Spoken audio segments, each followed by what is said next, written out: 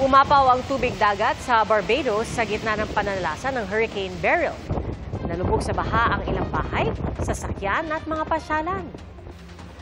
At sa Grenada, halos tangayin ng malalakas na hangin ang mga palm tree. Ang lawak na sakop ng bagyo nakuhanan mula sa International Space Station.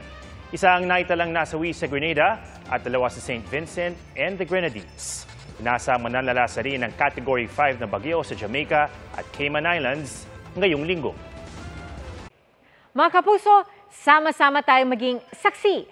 Mag-subscribe sa GMA Integrated News sa YouTube at para sa mga kapuso abroad, samahan niyo kami sa GMA Pinoy TV at sa www.gmanews.tv.